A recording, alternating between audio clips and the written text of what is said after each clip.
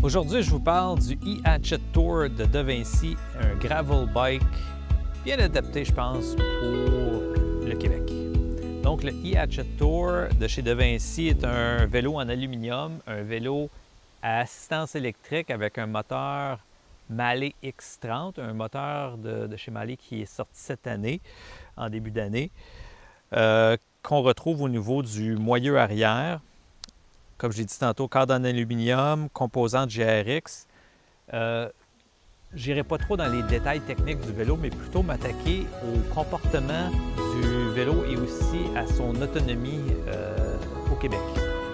En toute honnêteté, je vais vous dire, ce vélo-là, je l'ai payé moi-même. C'est pas un don, c'est pas un prêt, c'est pas quelque chose que DeVinci m'a envoyé. Je l'ai payé de A à Z de ma poche. Donc, ce que je vais vous dire aujourd'hui, c'est la pure vérité.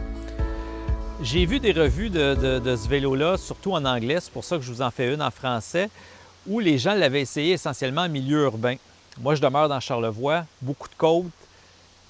Je pars de chez moi, j'ai essentiellement, peu importe de quel côté je vais, j'ai 2 km de côte ou à peu près à me taper avant de pouvoir faire quoi que ce soit. Donc, je trouvais que l'assistance électrique est une belle opportunité, une belle addition dans mes vélos.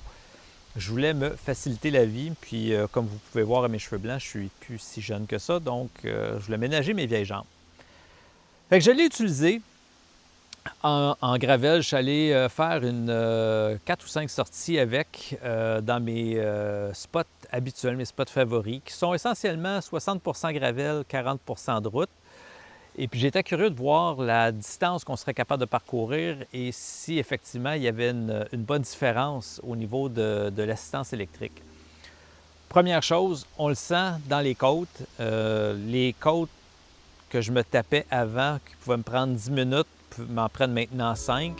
J'arrive en haut de la côte tout aussi fatigué, mais beaucoup plus rapidement. Donc, mes runs qui pouvaient durer habituellement 2 heures, 2 heures et quart sont maintenant réduites à 1h40, 1h45.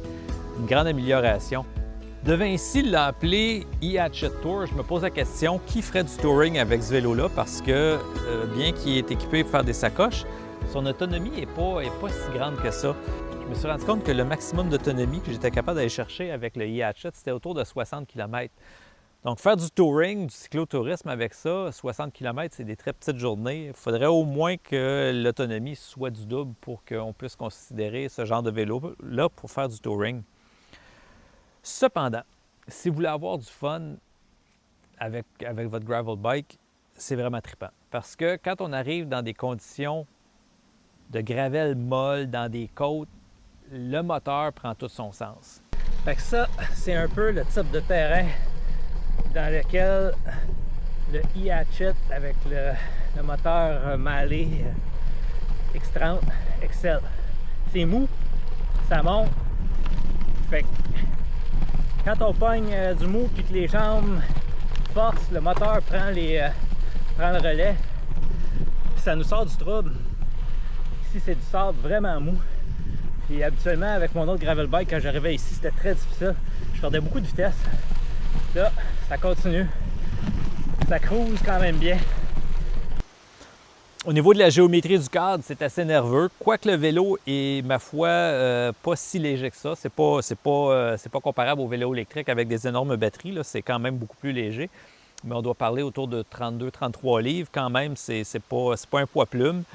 Mais on n'est pas dans les mastodontes de 65-80 livres là, pour les vélos full électriques.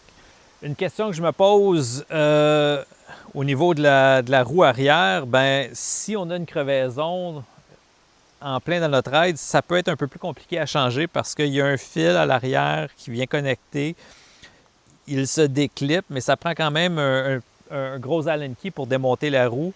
Donc, d'après moi, changer une crevaison, c'est un peu plus compliqué que sur un vélo sans assistance électrique ou du moins avec un moteur qui est ici, au niveau du moyeu. Donc, encore une fois, là, pensez-y bien. Je n'ai pas eu à changer de pneu encore, mais je me dis que ça doit être quand même pas mal plus long.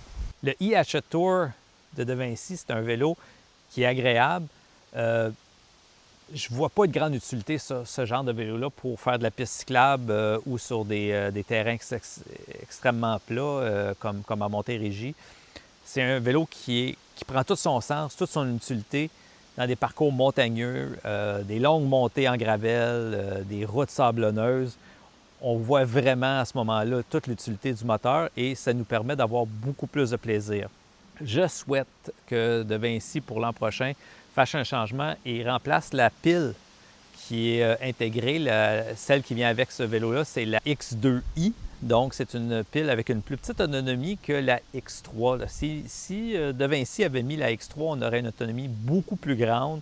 On pourrait probablement chercher un 100-110 km d'autonomie, ce qui serait vraiment apprécié et appréciable pour un vélo qui se dit un vélo de touring. On peut acheter une batterie supplémentaire qui vient se clipper ici, mais c'est quand même assez lourd, ce qui va doubler l'autonomie, mais on rajoute quand même pas mal de poids.